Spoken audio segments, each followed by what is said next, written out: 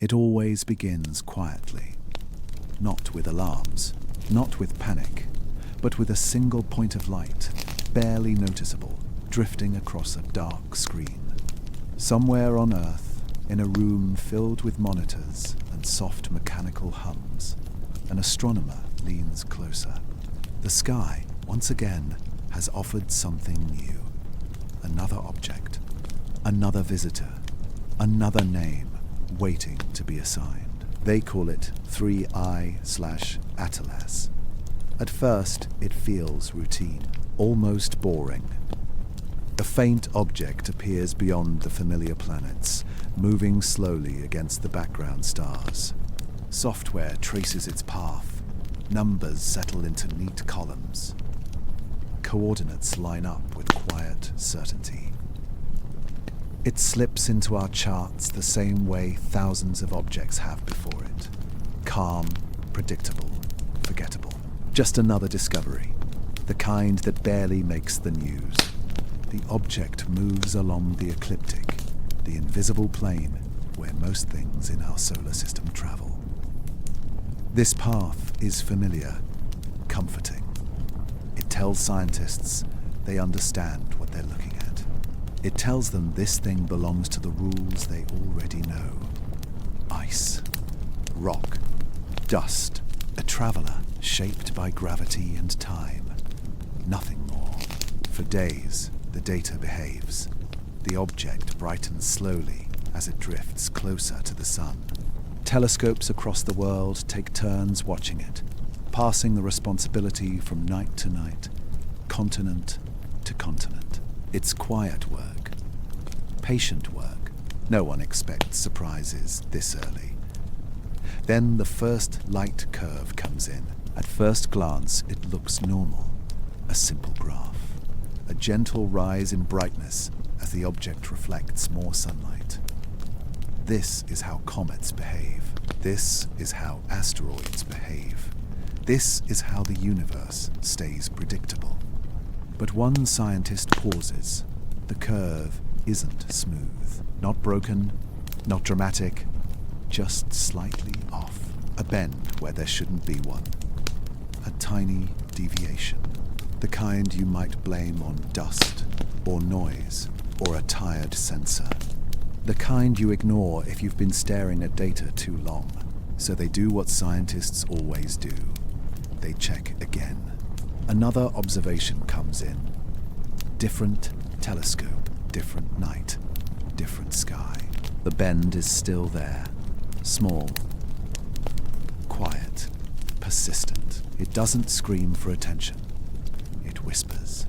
The light curve rises, then dips, then rises again. Not randomly, not sharply, just enough to feel wrong. Like a heartbeat you weren't listening for, until suddenly you are. Someone jokes about it. Nervous laughter. Probably rotation, they say. Irregular shape. That explanation works, almost. But rotation usually leaves fingerprints, clear rhythms, predictable timing. This doesn't. It's subtle, uneven, as if the object can't decide how bright it wants to be, as if it's hesitating. More data arrives. The path towards perihelion is refined, recalculated with increasing precision. Every new observation tightens the math. The orbit becomes clearer, the future movement more certain.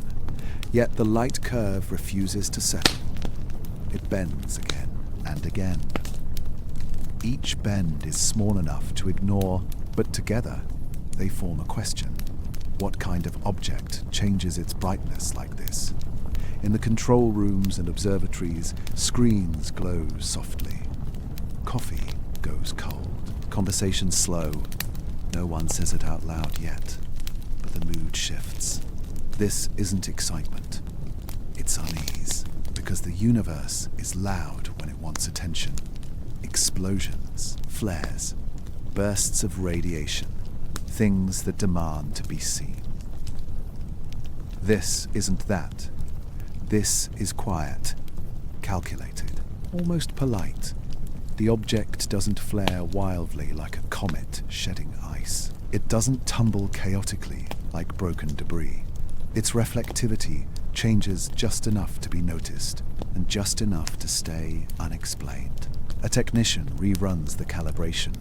A scientist checks the timestamps. Another compares the curve to older data from similar objects. Nothing matches cleanly. The numbers don't panic. They don't break. They simply refuse to agree. And that's worse, because when data explodes, you know something is wrong.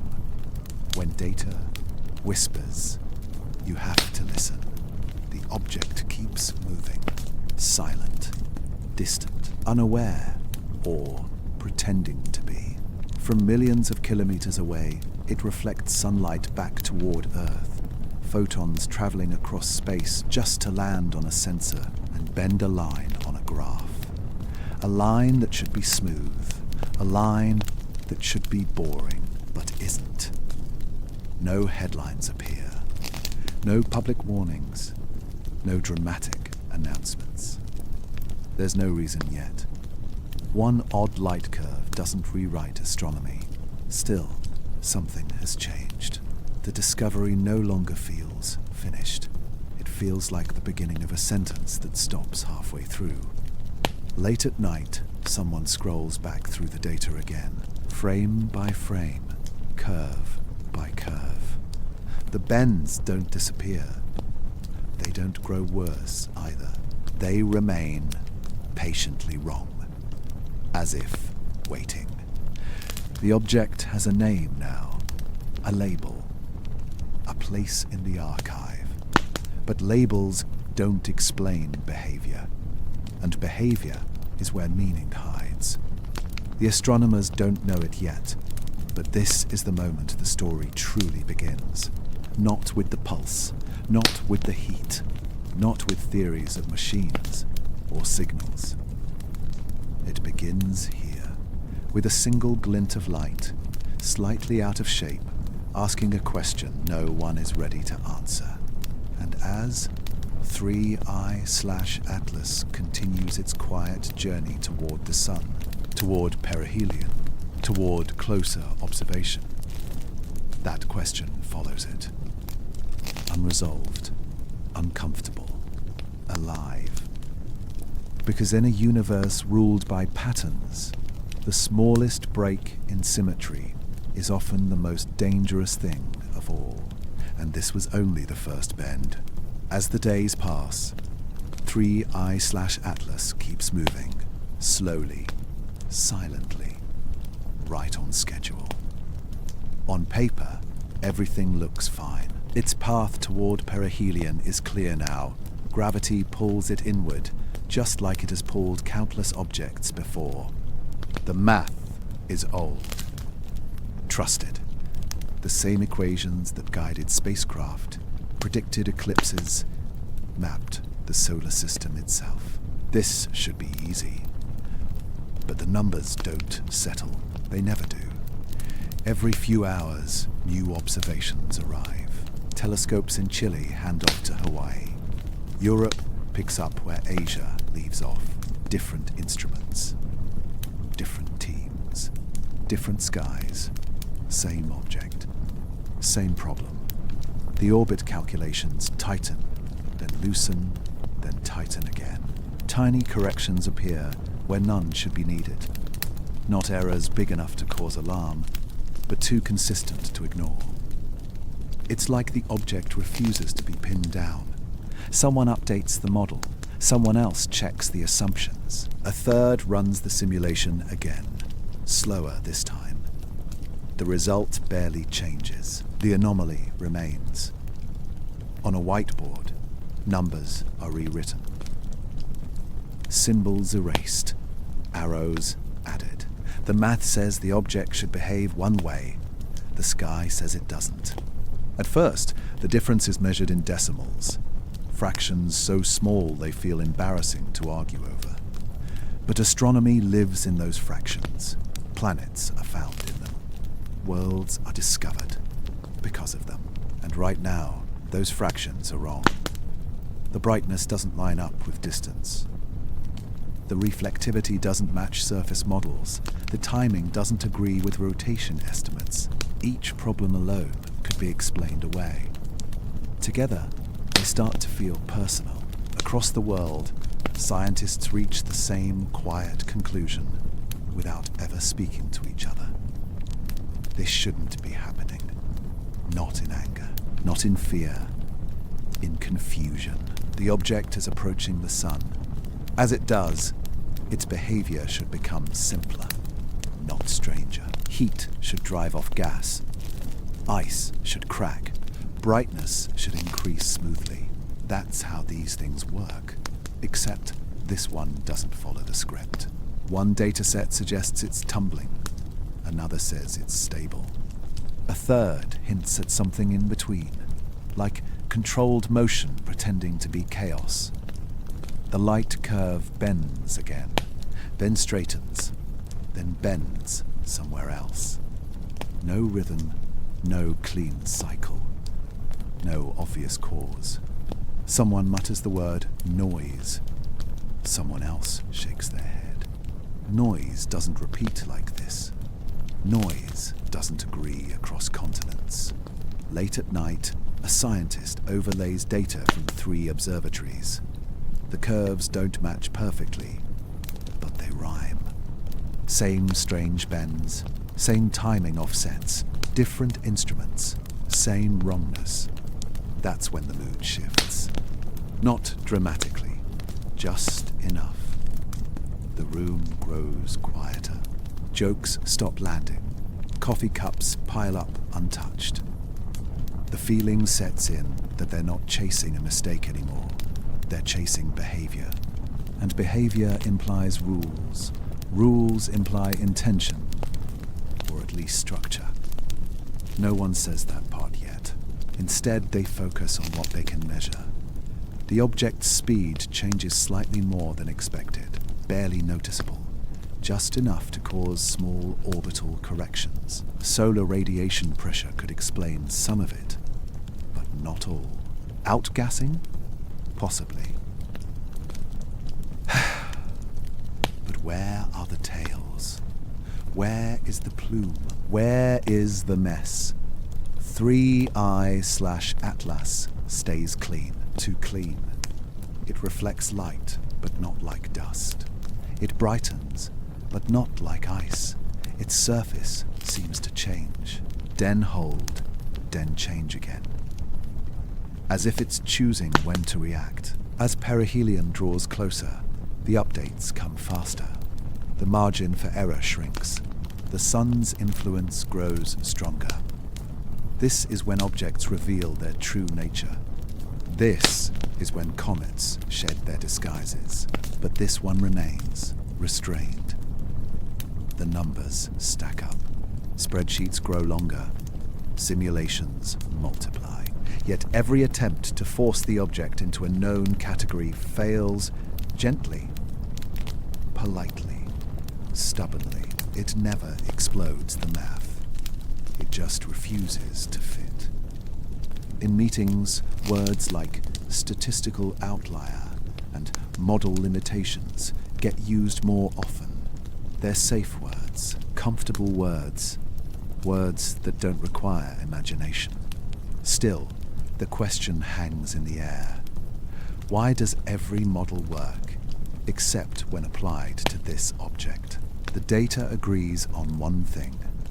This anomaly should not exist, and yet it does.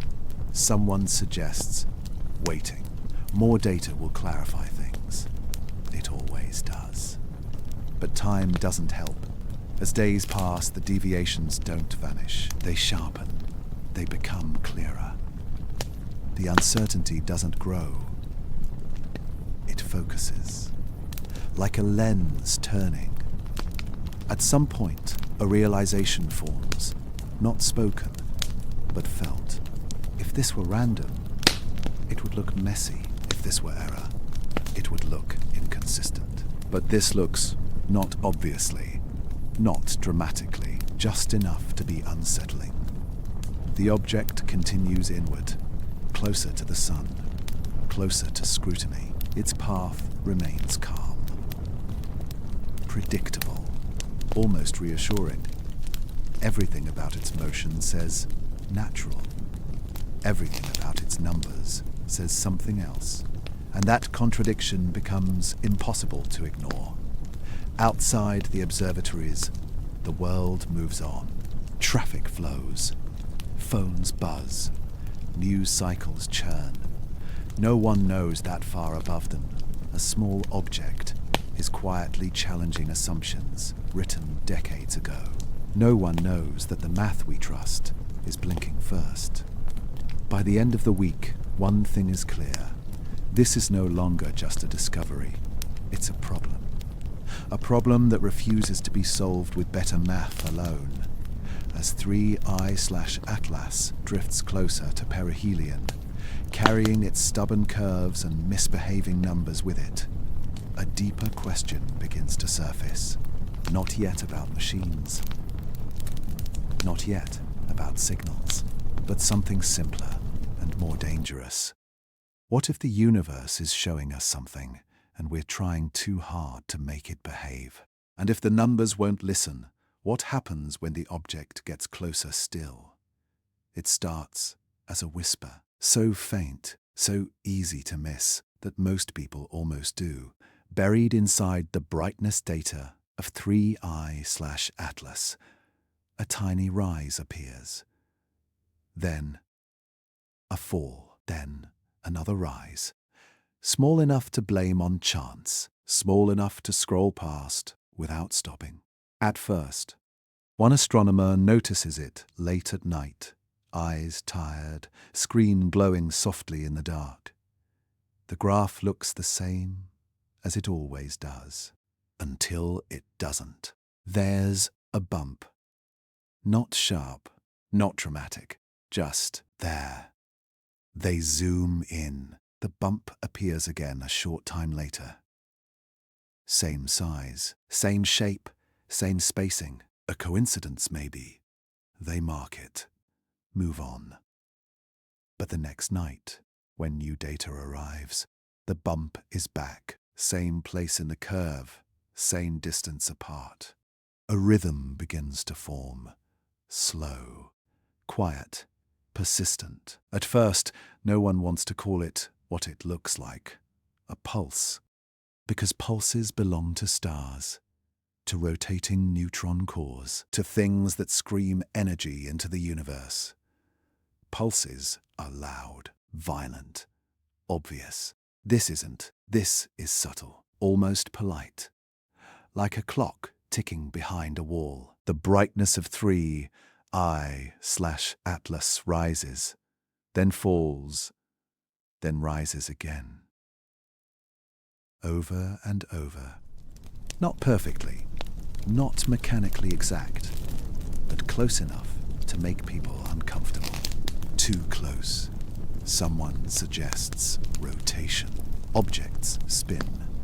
Irregular shapes reflect light unevenly. That explanation has solved countless mysteries before, so they test it. They calculate expected rotation periods. They simulate tumbling bodies. They compare the pulse to known rotational signatures. It doesn't line up. Rotation usually leaves chaos in the curve. Jagged peaks. Uneven spacing. This pulse is smoother, calmer, measured. The timing holds. Not perfectly, but intentionally enough to be noticed. Another observatory confirms it, then another. Different telescopes, different sensors, same faint rhythm. Different skies, same pulse. That's when the mood changes. Because noise doesn't travel this well. Noise doesn't agree with itself across the planet. Someone overlays the curves from 3 continents. The pulses don't match pixel for pixel, but they echo each other. Like the same sound heard through different walls, the room grows quiet. No one says it yet, but everyone is thinking it. This thing is keeping time. Not like a clock you can hear, Not like a signal meant to be understood, but like a system doing something. Regularly. A pause, a release, a pause again. The pulse doesn't care who is watching. It doesn't speed up. It doesn't slow down to impress anyone. It just continues, as if it always has. As perihelion approaches, the pulse becomes easier to see. Not stronger, just clearer. The sun's light makes the changes in brightness more obvious. The object isn't flaring, it's modulating. That distinction matters. Flares are reactions. Pulses feel planned. Someone whispers the word artifact. Someone else shakes their head. The instruments have been checked, rechecked, compared, calibrated against known stars. Nothing else pulses like this. Only 3I/Atlas. In meetings, voices stay calm. Careful, no one wants to jump ahead of the data.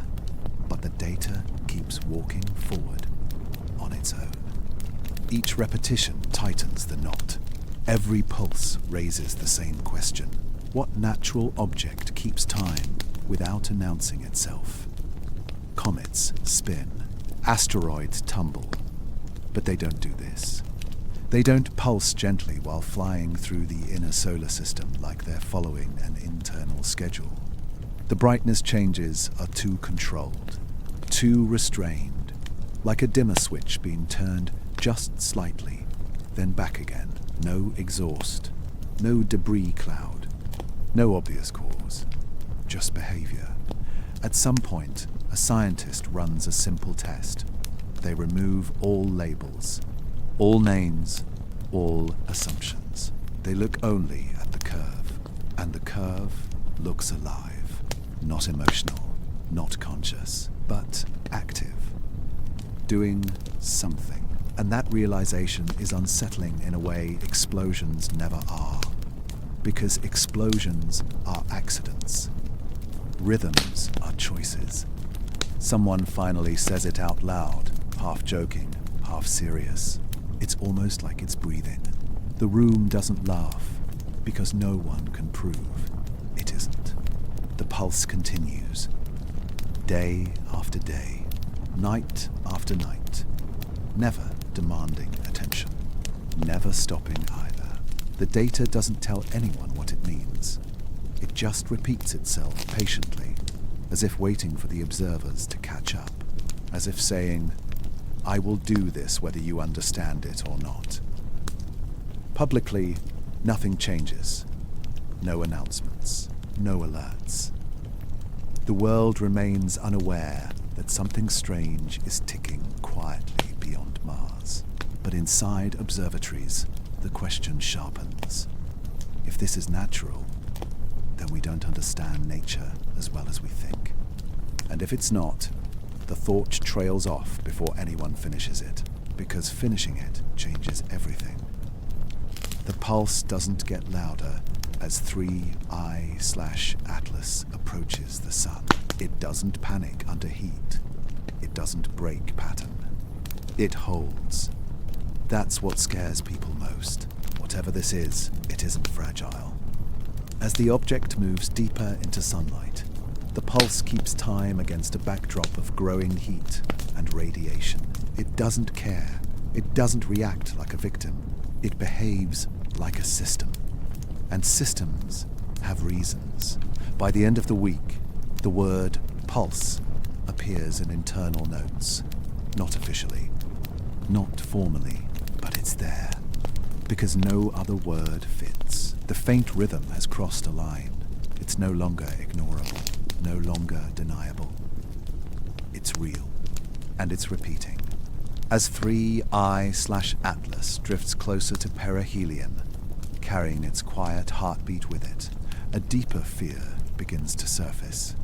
Not fear of danger, not fear of attack, but fear of implication. Because if this object is keeping time, then the universe may be doing something we never asked it to do. And if that pulse isn't random, the next question becomes unavoidable. Who or what set the rhythm? At first, it looks like nothing. Just a slight dimming, so small it almost feels imagined. 3I/Atlas continues its slow fall toward the sun, sliding along its invisible track through space. Telescopes keep watching. Computers keep recording. The pulse is still there, steady and quiet, ticking in the background like a thought no one can escape. And then the surface changes. Not all at once, not dramatically, just enough to be noticed. The object darkens. For a moment, scientists assume its distance, or angle, or shadow, the kind of trick light loves to play when objects move and rotate. But the math doesn't agree. The distance hasn't changed enough. The angle is wrong. The rotation doesn't explain it. The reflectivity drops anyway. Then, hours later, it rises again. Bright, clean, controlled, like a hand adjusting a dimmer switch. This isn't how erosion works. When ice burns off, it leaves scars. When dust lifts, it spreads unevenly. Surfaces grow messy, chaotic, predictable in their randomness. This isn't messy. The darkening happens in steps. The brightening follows with the same calm restraint. Not a flare, not an explosion. A choice. Someone overlays reflectivity data with the object's position relative to the sun. The curves line up too well. When solar exposure increases, the surface responds. When it eases, the brightness recovers. It's not reacting violently, it's adapting. That word hangs heavy in the room. Adapting implies feedback. Feedback implies awareness of conditions, not consciousness, but response. A loop. The reflectivity shift doesn't match known materials. Not ice, not rock, not metal dust. Even mixed models fail to hold. The surface seems to change how it handles light, not by breaking apart, but by adjusting itself, as if it knows when to absorb, as if it knows when to reflect. Someone suggests a coating. Someone else mentions layered material. A third quietly asks how such layers would survive deep space for so long. No one answers. Because survival isn't the strangest part. Timing is. The changes don't happen instantly.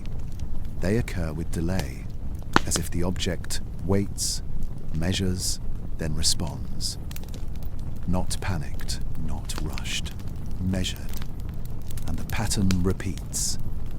Darken, hold, brighten. Each cycle lines up with solar exposure just well enough to feel intentional, and just imperfect enough to feel natural. A perfect disguise.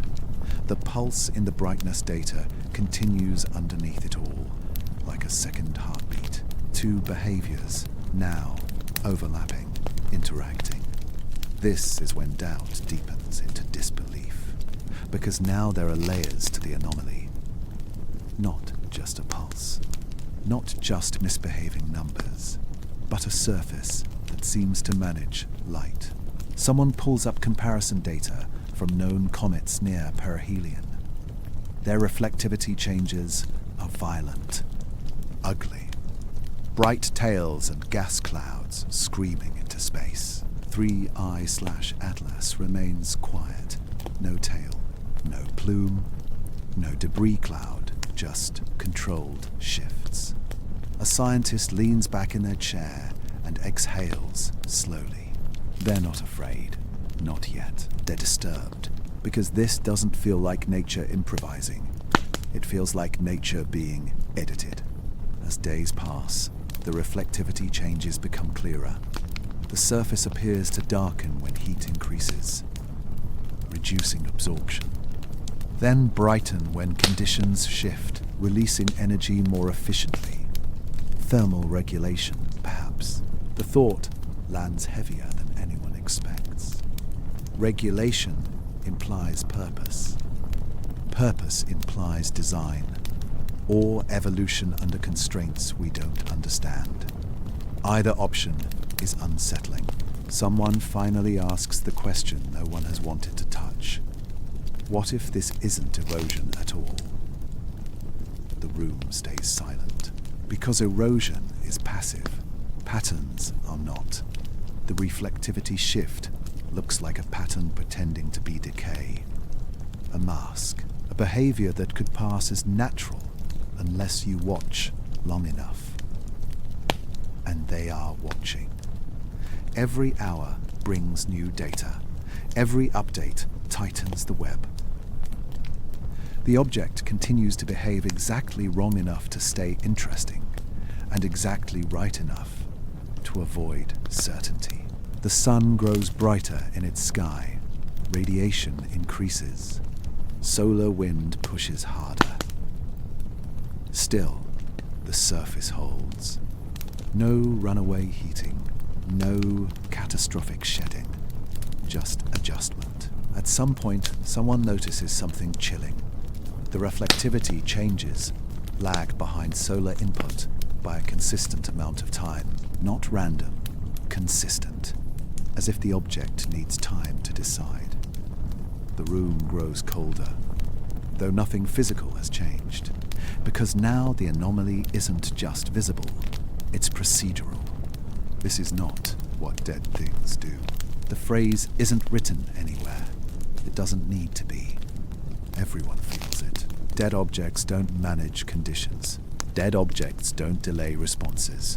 Dead objects don't pretend. The idea of artificiality drifts closer, no longer whispered, but not yet spoken aloud. It circles the data like a shadow, impossible to shake. Still, there is no proof, only behavior, and behavior is slippery. As 3I/Atlas continues inward, its surface shifting quietly under the sun's gaze, the question sharpens. Is this erosion, or is it a pattern wearing the mask of decay? And if it's a mask, what is it hiding? The sun gets closer. That much is certain. 3I/Atlas continues its steady path inward, moving deeper into light, deeper into heat. At this distance, the rules are supposed to tighten. The closer an object comes to the sun, the more predictable it becomes. Ice warms, gas escapes, surfaces break apart. This is the moment when mysteries usually collapse into explanations. Instead, a new one appears. The first thermal readings arrive quietly, mixed in with routine updates. At a glance, they look acceptable. Warmth increases, just as expected. Solar radiation does its work. But then, someone notices the timing. The object doesn't warm smoothly. It warms in steps, not random spikes, not gradual curves, stages. The temperature rises, then holds, rises again, then holds, like a staircase carved into the data. At first, scientists blame resolution limits. Thermal sensors aren't perfect. Space is messy. Heat behaves strangely across uneven surfaces, so they wait. The next set of readings comes in. Same pattern, a sudden increase, a pause, then another increase. No runaway heating, no chaotic swings, just controlled changes. That's when unease creeps back in, because comets don't heat like this. When ice absorbs energy, it reacts violently. It cracks. It vents. It screams its presence into space with gas and dust. 3I/Atlas does none of that. It absorbs heat, then stops, as if it knows when enough is enough. Someone overlays thermal data with the reflectivity shifts observed earlier. The alignment is impossible to ignore. When the surface darkens, heat absorption slows. When it brightens, temperature changes, stabilize. Two separate systems behaving like one. Feedback. The word appears again. Unwanted. Uninvited. Feedback means response. Response means awareness of conditions, not thought. Not intent, but regulation. A natural object should not regulate itself like this. Thermal models are run, hundreds of them. Ice-rich bodies, metal-heavy asteroids, porous rock.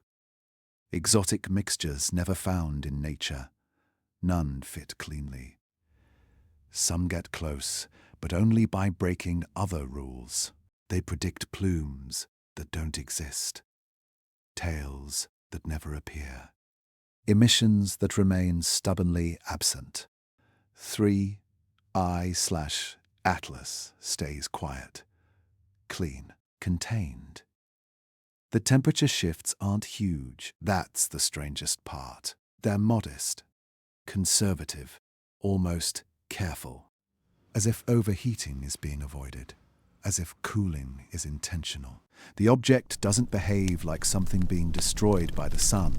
It behaves like something surviving it. Someone leans over a desk and whispers, "It's managing heat." No one laughs, because the data agrees. Heat rises, then pauses. Pressure should build, but doesn't. Energy should escape, but stays contained. This is not what chaos looks like. This is what control looks like. And control raises a terrifying question. Why? What would need to manage temperature in deep space? What kind of object plans for heat? The thought isn't answered. It can't be. But it spreads quietly through the room, settling into the spaces between words. As days pass, the stages become clearer. The object warms at certain thresholds, then seems to stabilize, not once, but repeatedly. It's not reacting blindly, it's responding conditionally, like a system with limits, like something built to endure a range of environments. Someone suggests an insulating layer. Another suggests internal voids. A third brings up exotic materials, theoretical composites, structures that might trap heat temporarily. All possible, none satisfying. Because no natural explanation answers the timing, the delays, the restraint. If this were accidental, the behavior would be messy. But it's not. It's neat. As perihelion draws closer, expectations rise. This should be the breaking point. The sun's influence grows stronger. Radiation increases. Solar wind lashes harder. Still, no eruption, no breakdown. The thermal pattern holds. Warm. Pause. Warm again. The pulse in the brightness data continues beneath it all, ticking patiently. Reflectivity still shifts in quiet coordination. 3 anomalies now moving together.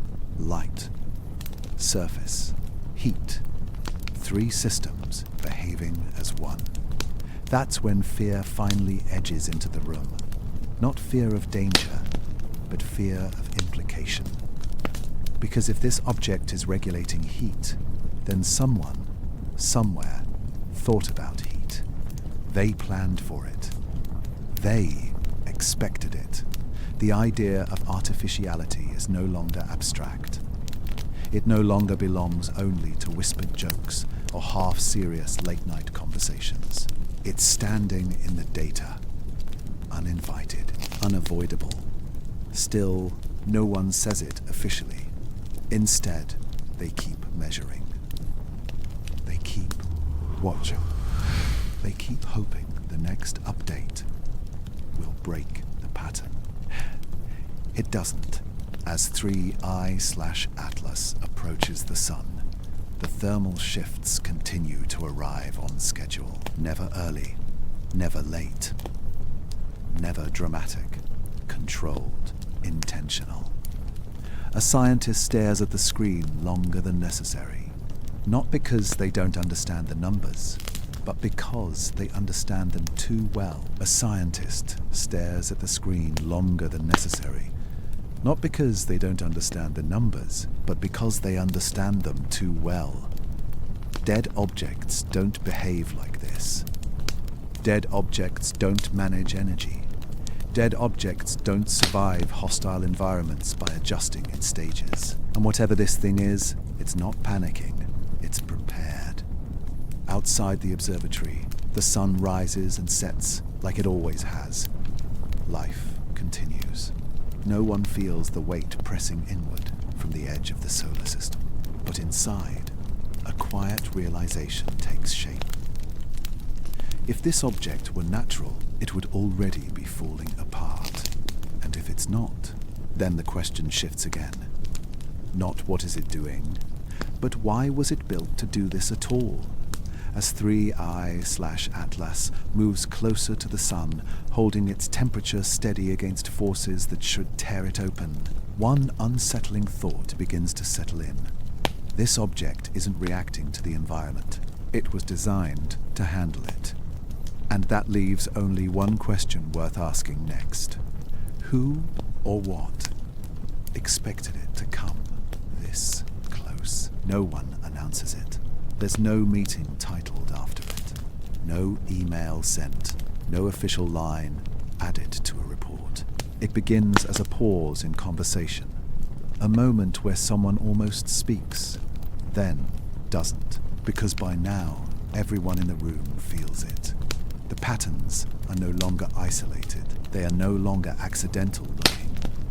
Light, heat, reflectivity, timing, restraint. Each one alone could be forgiven.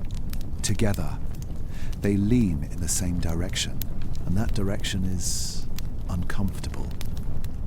The theory doesn't arrive loudly. It doesn't burst through the door. It slips in quietly, like a thought you didn't invite, but can't ignore.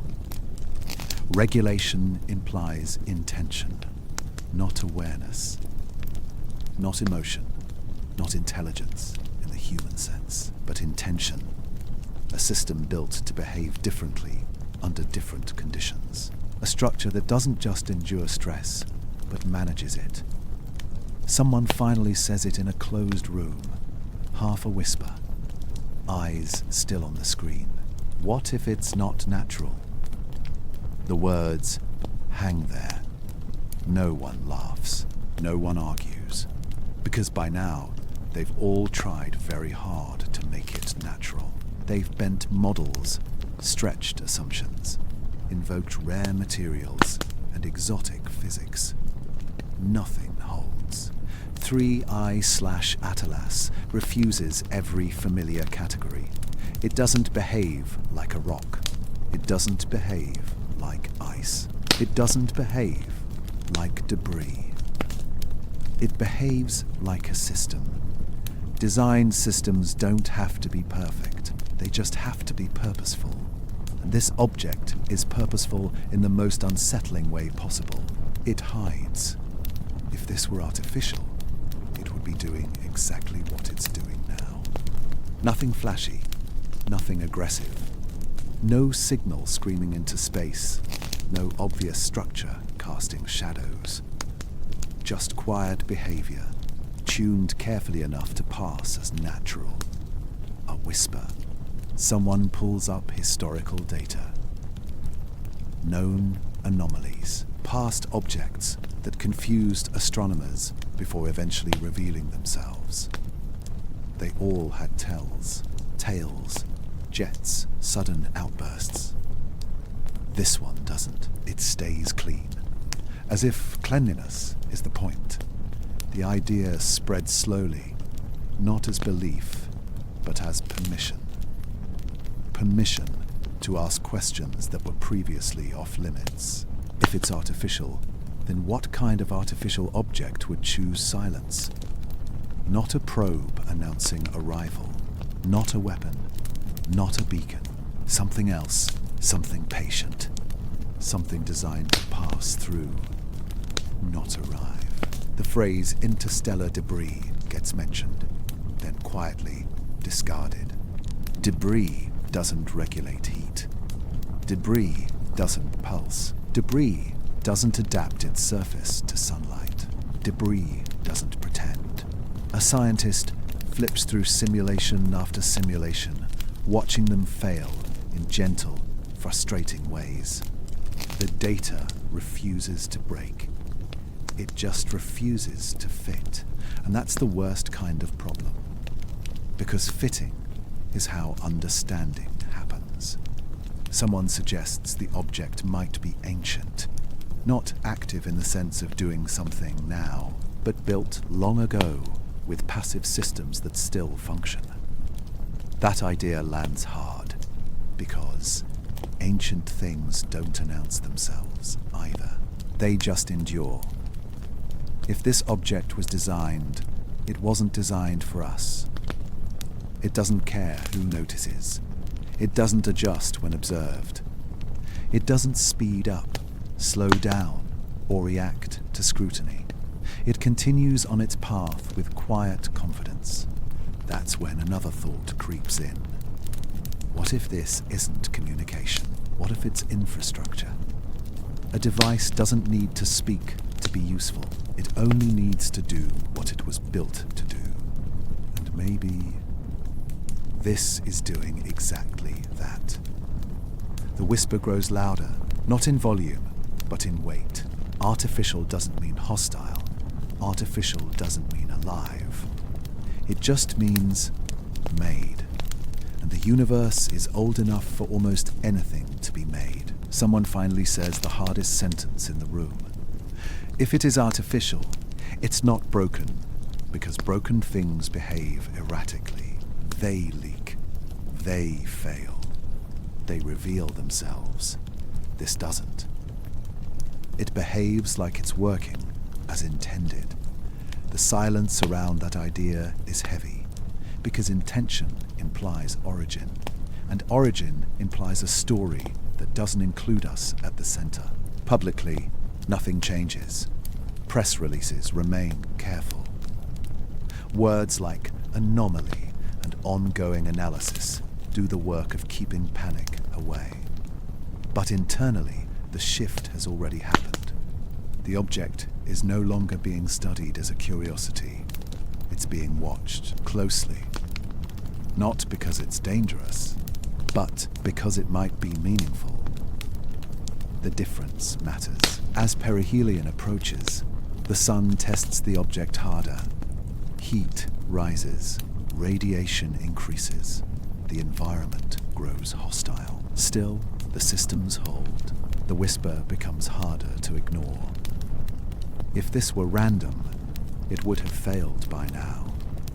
If this were natural, it would have shown its limits. Instead, it behaves like it knows where those limits are. And that knowledge had to come from somewhere. The question is no longer, could this be artificial? The question is, what kind of artificial thing hides this well? A probe? A relic? A fragment of something larger? No one knows. But the silence feels deliberate now, not empty, intentional, as if the object understands that revealing nothing is the safest choice of all. As 3I/Atlas continues its quiet approach, unchanged by heat, unmoved by attention, one realization settles into the room. If this was designed, then noticing it was never the goal. And if noticing it wasn't the goal, then what was? The whisper doesn't answer. It just lingers, waiting. And as the object drifts closer to the sun, closer to the point of no return, a final, unsettling thought begins to form. Maybe this isn't a visitor at all. Maybe it's a test. And maybe We were never meant to know we were taking it. At first, doubt is comforting. Doubt means the problem might still belong to you, your instrument, your method, your mistake. For weeks, that's where everyone hides. But doubt doesn't survive contact with the world, because now everyone is seeing it. Telescopes thousands of miles apart begin reporting the same thing. Not similar, not close, the same. The same faint pulse in brightness. The same stepped thermal pattern. The same timing, again and again. Chile sees it first, then Hawaii, then Europe, then Asia. Different nights, different skies, different teams who haven't spoken a word to each other, same behavior. That's when doubt collapses. Because errors don't synchronize themselves across the planet. A scientist overlays data from 5 observatories. The screen fills with colored lines, each one representing a different instrument, a different country, a different way of looking at the sky. The lines should drift. They don't. They sit on top of each other like they were drawn by the same hand. The pulse repeats. The heat rises, pauses, rises again. The reflectivity shifts follow the same delays. It's all there. Verified, confirmed, undeniable. This is the moment the story changes. Because discovery is exciting. An anomaly is intriguing. But verification is terrifying. Now there's no escape into skepticism. No quiet hope that the next dataset will erase the problem. The problem has gone global. The object isn't misbehaving, it's behaving consistently. And consistency is a signature. Someone says it softly, not as a declaration, but as a fact. It's not local. That sentence lands heavier than any theory, because it means the universe itself is doing this, or something inside it is. The global handoff begins. As Earth rotates, observatories pass the watch like a relay baton. When one goes dark, another lights up. 3 I/Atlas is never alone. Someone, somewhere, is always watching, and every watcher sees the same thing. The pulse doesn't care about longitude. The thermal shifts don't care about time zones. They follow the object, like they belong to it. Late one night, a quiet realization ripples through a group chat shared between observatories. This isn't observation bias. No one replies. They don't need to, because bias doesn't repeat like this. Bias doesn't hold timing to within seconds across continents. Bias doesn't align thermal behavior with surface changes and light modulation all at once. What they're seeing isn't a mistake layered on top of reality. It is the reality. The phrase machine appears for the first time without a joke attached. Not shouted, not emphasized, just used. A machine doesn't have to look like gears and panels. It doesn't need antennas or blinking lights. A machine is simply something that does a job, the same way every time. And that's exactly what this object is doing. The idea is chilling because of what's missing. There's no message, no signal aimed at Earth, no burst of radio waves, no attempt to say hello, just operation, just function. Like a device running a task, it doesn't care who witnesses. Someone asks the question that suddenly feels unavoidable. If this is a machine, what is it doing? No one answers, because nothing obvious is happening. It's not mapping planets. It's not slowing down. It's not changing course. It's just passing through. And that might be the most unsettling part. A machine without a message doesn't want attention. It wants completion. As perihelion approaches, the object continues its silent performance. Heat increases. The sun grows harsher. Radiation rises.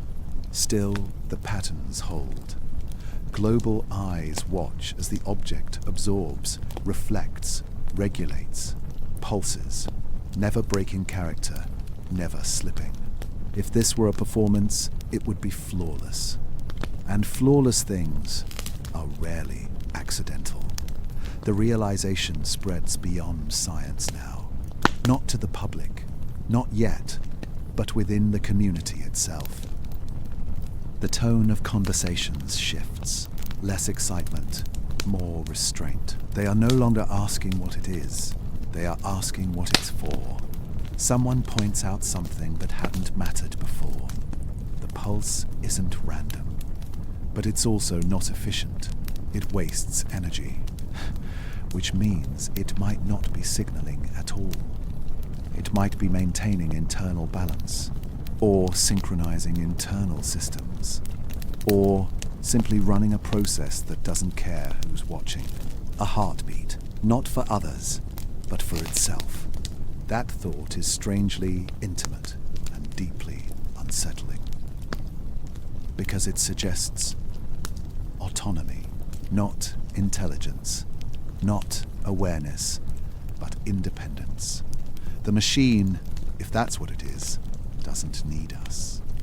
We are irrelevant to its purpose. The silence deepens, because silence now feels like a choice. If this object wanted to be noticed, it could scream. The universe is loud for those who want attention. Instead, this thing whispers just loudly enough to be discovered, and no louder. As if discovery was acceptable, but interaction was not. As days pass, verification becomes routine. New datasets arrive. They confirm what's already known. No surprises, no relief, just certainty. And certainty changes people. Scientists who once joked now speak carefully. Words are chosen, statements are trimmed. The tone becomes almost respectful, as if they are watching something that deserves caution, not because it's dangerous, but because it's unknown in a deeper way. Unknown not because we lack data, but because the data refuses to explain itself. The world outside remains oblivious. Life goes on. The sun rises. Phones buzz. News cycles churn through familiar stories. But above it all, a silent object continues its journey, watched by the entire planet, revealing nothing more than it needs to. And that leads to the most unsettling question yet.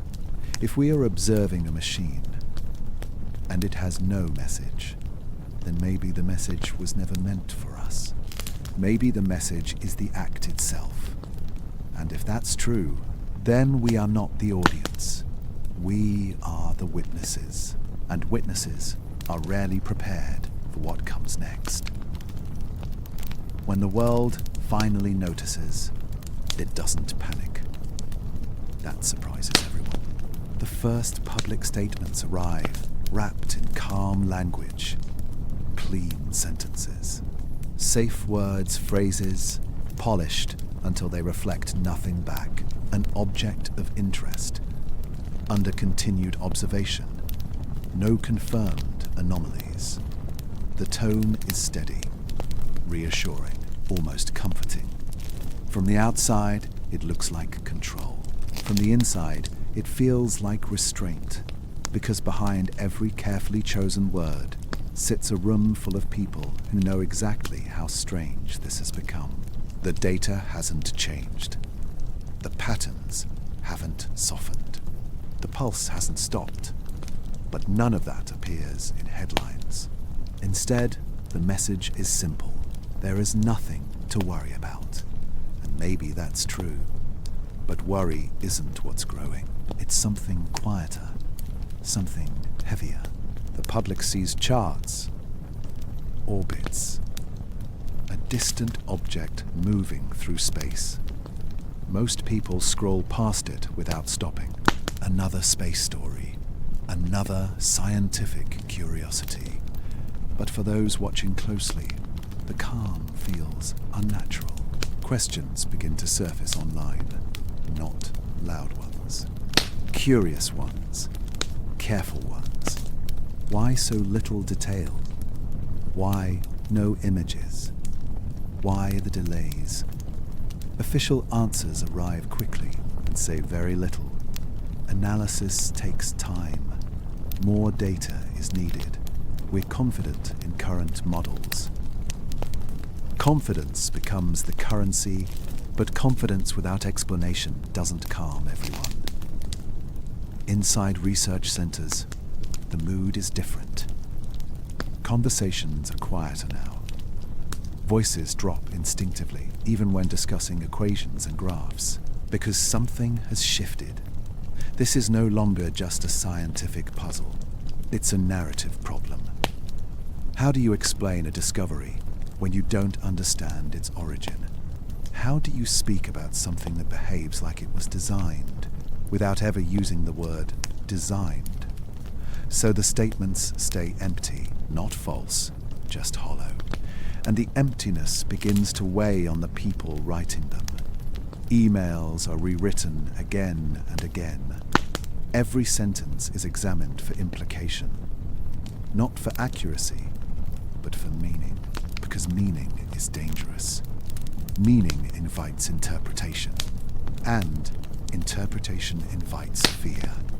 The fear isn't of invasion, not of danger, it's fear of context. If this object has an origin we don't recognize, then our place in the story becomes uncertain. Discovery has always followed a comforting arc. We find something, we name it, we explain it, we file it into what we already know. This doesn't fit that arc. There is no place to file it. Behind closed doors, the same question keeps returning, no matter how often it's pushed away. What if we never find out where it came from? That thought is unsettling in a way data anomalies never were, because science is built on the promise of answers. And here, answers feel optional. As days pass, journalists ask sharper questions, not accusing ones, curious ones. Is this object interstellar? Is it behaving normally? Is there any concern? The responses stay careful. Yes, yes, no, short, clean, controlled, but something leaks through. Silence, longer pauses, delayed updates, fewer details. Silence becomes part of the communication, and silence invites imagination. Online, people begin filling the gaps. Theories form. Some are wild, some are thoughtful, most are ignored. But even inside the scientific community, imagination is no longer the enemy. It's unavoidable, because origin matters. Origin tells us whether something belongs. And this object doesn't feel like it belongs anywhere we recognize. A scientist stares at a public statement on their screen, knowing how much was left out, knowing how much is hidden behind phrases like within expected parameters. They hesitate, then approve it anyway. Not because it's true, but because it's safe. And safety becomes the priority. The fear grows quietly, not of public reaction, but of philosophical fallout. If this object was made, then someone made it. If someone made it, then we are not the first. And that idea doesn't break laws of physics. It breaks something deeper, the assumption of solitude. Still, no one says that out loud, not publicly. Instead, the world is given calm words, while the real weight stays inside. The people closest to the data feel it the most. They go home carrying graphs in their heads. They lie awake thinking about timing, regulation, restraint. They think about how deliberate everything feels, and how none of it asks for attention. That's what unsettles them. If this were a message, at least we'd know our role. But this feels like observation without acknowledgement, like something passing through, indifferent to whether we notice. As perihelion draws closer, the pressure increases, not from the object, but from expectation. At some point, the public will want answers. At some point, silence will no longer feel responsible. And when that moment comes, what will there be to say? We don't know where it came from. We don't know what it is. We don't know why it behaves this way. Those are honest statements. They're also terrifying, because discovery without origin is not discovery at all. It's confrontation. A confrontation with the limits of knowledge, and with the possibility that some things move through our world without ever needing our understanding. As official statements continue to smooth the surface, a deeper fear settles in behind them. Not fear of threat, but fear of meaning. Because once something is discovered, and its origin remains unknown, the question stops being about the object and becomes about us.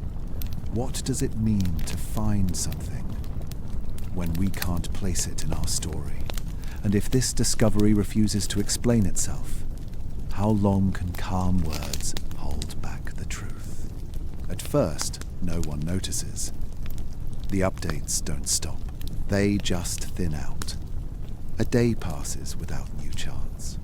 Then another. Then a third. When information does arrive, it feels lighter, shorter, less detailed. Whole sections of data that used to be routine are suddenly missing. Nothing is announced. Nothing is explained. The flow simply slows. And in that slowing, something else begins to speak. Silence. Not the empty kind, the deliberate kind. The kind that settles into rooms and makes people lower their voices without knowing why. Inside research centers, the screens still glow. The object is still tracked. The pulse still ticks quietly in the background. The thermal pattern still holds. Nothing about 3I/Atlas has changed. Everything around it has. Requests for raw data take longer to answer. Collaborations that once felt open now feel cautious. Emails become shorter. Calls end quicker. Not hostile, just closed. Someone notices a familiar dataset is no longer publicly updated. Another realizes a simulation report never gets released. A third watches a presentation get quietly cancelled without explanation. No reason is given. No reason needs to be, because silence is a reason, and people begin to listen to it. The absence of answers grows louder than any signal the object ever produced. No pulse could compete with it. No pattern could distract from it, because silence invites only one question. Why? The public begins to sense it too, not through announcements, but through their absence. The news stops following the story. Official channels move on, but curiosity doesn't. Online forums grow quieter, not louder. Speculation doesn't explode, it condenses. The loud theories burn out. What remains are careful questions. Why did updates stop? Why the delay? Why no conclusions? Those questions don't get answers. Inside the scientific community, tension builds, not between people, but within them. They understand caution. They respect uncertainty. But this feels different. This feels like retreat. as if the moment of discovery passed and something behind it made everyone hesitate.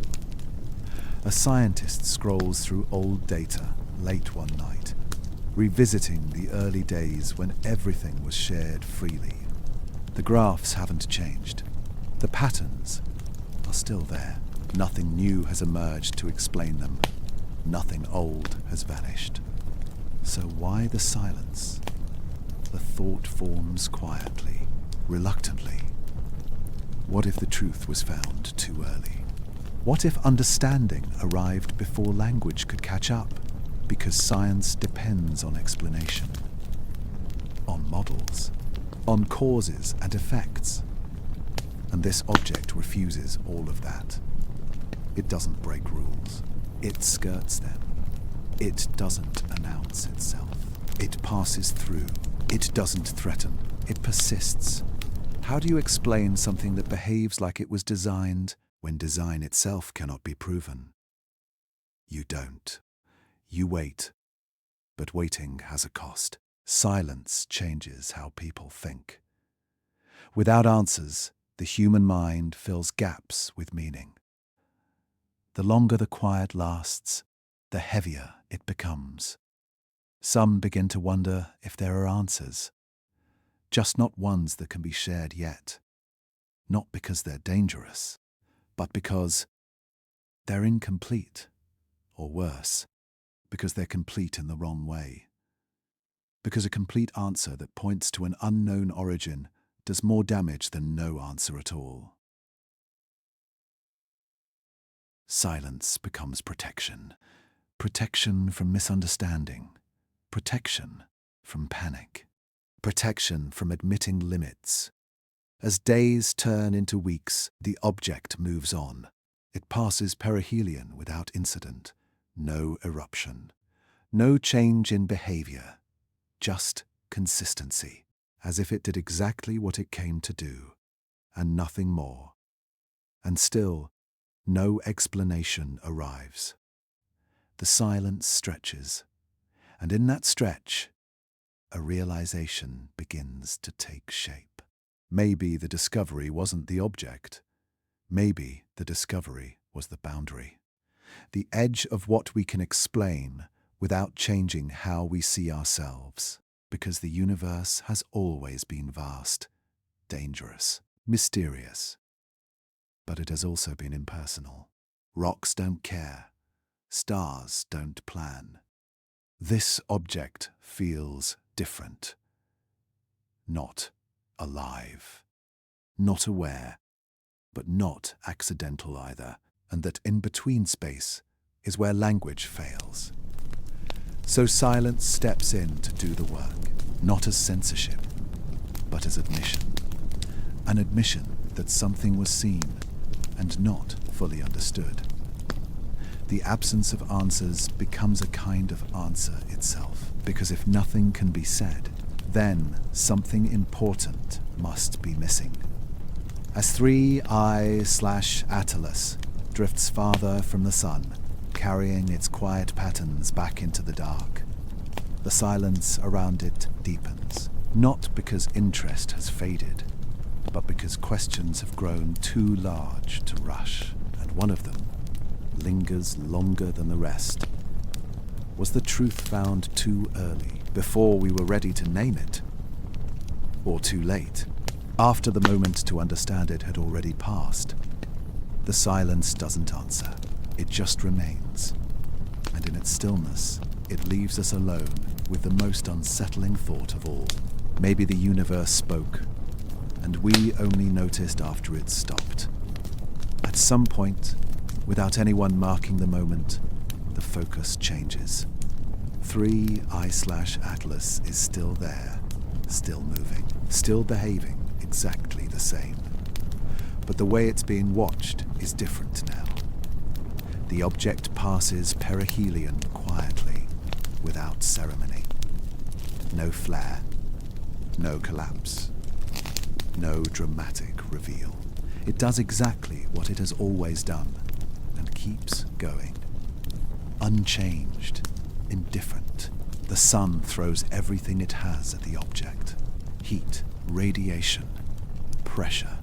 The kind of forces that strip comets bare and tear weak structures apart. 3I/Atlas doesn't respond. It absorbs. It adjusts. It continues, as if this moment was never meant to be important. And that's when the shift happens. Not in the sky, but in us. For months, the assumption had been simple. If we watch long enough, measure carefully enough, the truth will reveal itself. That's how science works. Observation leads to understanding. Except it doesn't. Not this time. The anomaly doesn't resolve into an answer. It doesn't collapse into a known category. It doesn't expose a hidden mechanism that suddenly makes everything make sense.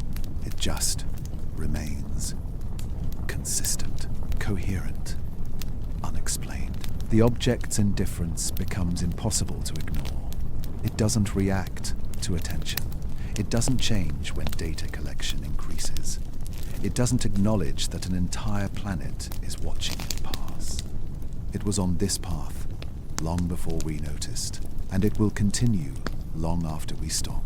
That realization lands quietly, but deeply. We are not participants in this story. We are observers, and observers don't always get explanations. For the first time, the discomfort isn't about what the object might be.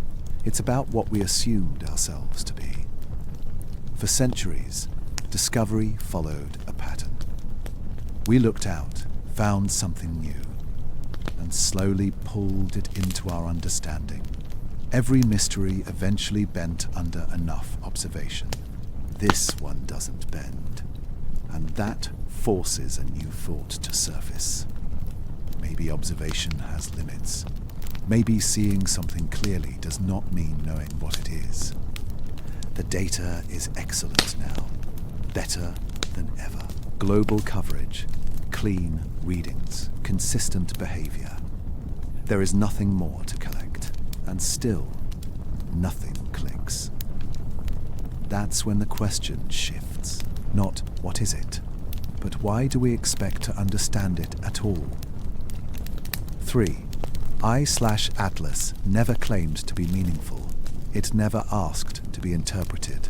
It simply existed, passing through our field of view like a sentence in a language we don't speak. The mistake may have been assuming it was written for us. A scientist watches the object's latest trajectory update, now carrying it away from the sun, back toward the dark. The numbers are calm again, predictable. The anomaly hasn't vanished. It has just finished doing whatever it came here to do. That thought lingers, because completion implies intent, but intent does not require an audience. We are left with pristine data and no story to attach to it, no satisfying explanation, no final slide that ties everything together. And that absence changes something fundamental. We begin to understand that the anomaly may not be the object at all. It may be our expectation that the universe owes us clarity, that if we watch long enough, the answer will present itself politely, like a solved puzzle. But the universe isn't polite. It doesn't explain itself. It only behaves. And sometimes, behavior is all there is. As 3I/Atlas drifts farther away, its pulse still ticking faintly, its systems still holding, its surface still managing light and heat, one thing becomes clear. Nothing about it required us. Not our telescopes. Not our theories. Not our attention. We noticed it by chance. And chance does not grant understanding. That realization reshapes the entire story. This was never about first contact. Never about warning. Never about proof of anything beyond ourselves. It was about perspective. about the moment we realize that discovery does not equal comprehension, and that some things can be observed perfectly while remaining completely unknown. As the object fades back into darkness, carrying its unanswered behavior with it, a strange calm settles in. Not relief, acceptance. Acceptance that the universe may be filled with systems, structures, and histories that pass through our awareness without ever opening themselves to us, and that our role might simply be to notice, nothing more, nothing less, as 3I/Atlas disappears from easy view, leaving behind only numbers and memories. The shift becomes permanent. We have not learned what the object is, but we have learned something else. The universe does not need to be understood to exist, and understanding was never guaranteed. In the end, there is no moment, no announcement, no conclusion, no final image framed in certainty. 3I/Atlas doesn't leave the way stories usually do. It doesn't wave goodbye. It doesn't change course. It doesn't reveal a hidden truth at the last second. It simply fades. Day by day, the object grows dimmer. The sun's grip loosens. The reflected light weakens. Telescopes struggle a little more each night to hold on to it. And then they don't. The pulse becomes harder to detect, not because it stops, but because distance wins. The thermal pattern falls below resolution. The reflectivity shifts blur into noise. Not gone, just unreachable. The last datasets arrive without ceremony. Numbers, timestamps, quiet confirmations that the object is moving away, exactly as expected. No surprises, no relief. By now, everyone understands that nothing dramatic is coming. There will be no message hidden in the exit. No sudden change to reward patience. If this object had something to say, it chose not to say it. And that silence feels final. The unanswered patterns remain archived. Graphs frozen in time. Curves that still don't quite make sense, even when viewed with fresh eyes. They are studied again, reanalyzed, compared to new models that emerge months later. Still, they resist. The object has passed, but the anomaly stays behind, not in space, in thought. Somewhere along the way, hope quietly shifted. Not hope for danger, not hope for proof, hope for closure. And closure never arrives. No official conclusion is ever published. No paper claims certainty. The language stays careful to the very end, unresolved. Insufficient evidence. Continued study recommended. Safe words. But safe words don't erase the feeling that something complete has already happened. That whatever this was, it finished its task. The idea of artificiality lingers like a shadow at the edge of the story. Never confirmed, never denied. Just present. If this was artificial, it didn't announce itself. It didn't ask to be seen.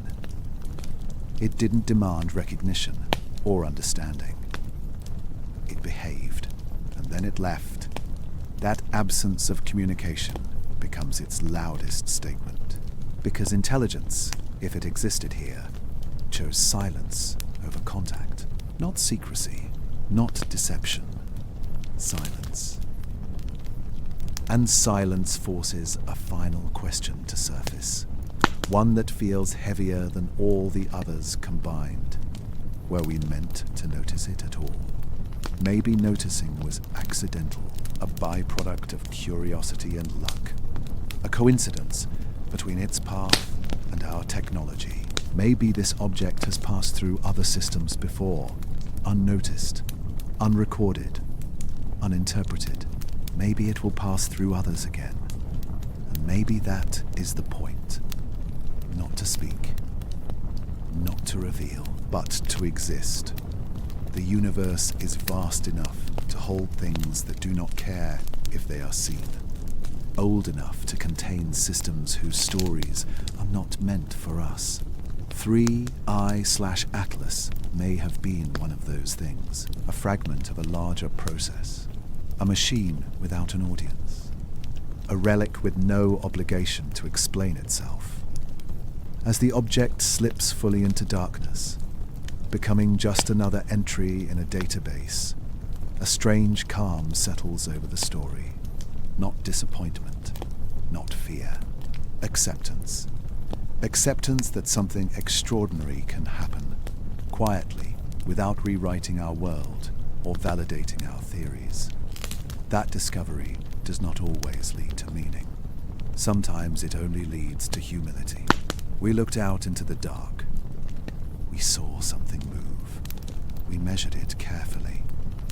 And still, we do not know what it was. The sky returns to normal. Other objects take its place. New discoveries wait on the horizon. Life goes on.